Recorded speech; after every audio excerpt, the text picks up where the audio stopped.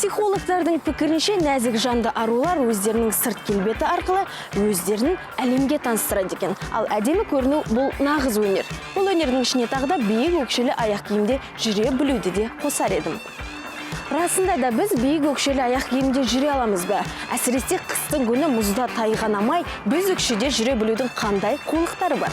Құрбандықты талап ететін сұлулық атаулыға нәзік жандылардың барлығы ұмтылады. Мінсіз көріну үшін ештеңеден тайынбайтындар да кездесіп жатады. Тұла бойды ұзартып, сымбатымызға сән қоса түсетін биік өкшелі аяқ киімдер кез келген қыз келіншектердің гардеробынан табылатыны сөзсіз.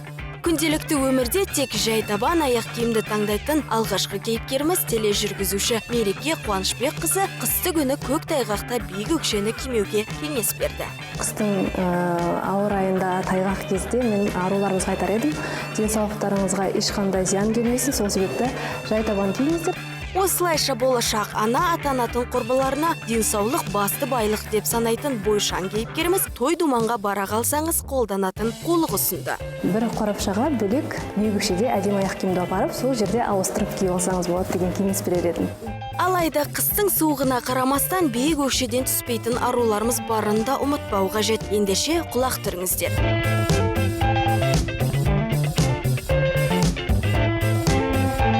Келетін аяқ киімнің табанына қарапайым пластир жапсырған абзал. Ол етіктің мұздан тайғанамауына септігін тигізеді.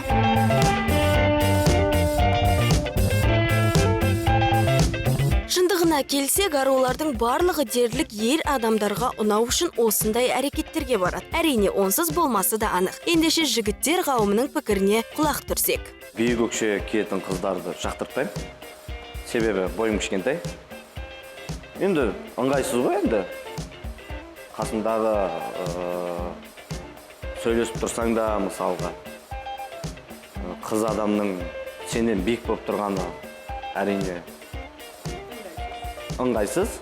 Ер адамнан әйел адам биік болып тұрғаны маған ұнамайды. Өзінің аласа бойын меңзетме, әйтеуір бойшаң келген арулардың жанында ұзақ тұрмауға тырысамын деп күлді. Жарасып тұрса, әрине неге кимеске? Енді ол биік өкше әйел адамға тән дүние ғой, мысалға. Енді кейбіреулер бар, мысалға, киіп алып, қайқан етіп жүретіндер де бар. Жарасса да, жараспаса да, әйтеуір тізесін бүгіліп қалады былай енді. Әрине, 15-20 сантиметрлі біз өкшемен көше аралап ұзақ жүру қиынның қиыны. Ер адамдар оны қайдан ұқсын? Әйел адамның рөлін сомдау керек болды, мысалы, бір кездер сондай бір кездер болған. Сол кезде, мысалы, биік өкше киіп ойнайтын кезімде болған. Мен де басымдан өткен негізі. Киіп көрдім, бірақ өте қиын екен шынымен. Әйел адамдар ғана кисінші сол биік өкшені. Бірақ кие алатындар ғана кисінші, өтініш. Бала кезімізде барлығымыздың да ата-анамыз сәбі жесең бойың өседі деп айтушы еді. Бірақ қоянның бойы неге ұзын емес деген сұрақ мазаламайды ма? Біз дәл қазір қоян туралы айтайын деп жатқан жоқпыз. Біз өкшелі аяқ киімдерге құмар, аласа бойлы келесі кейіпкерімізге кезек берсек. Кім биік өкше киеді? Кімнің бойы қысқа? Сондықтан менің де бойым 1,57 сантиметр. Сондықтан сахнаға шыққан кезімде міндетті түрде биік өкше киемін. Өйткені біріншіден әрине ол бойды ұзартады.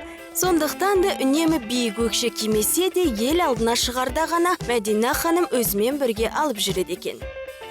Негізі әйел адам қандай бойы болмасын биік өкше кию керек сияқты. Ол сондай бір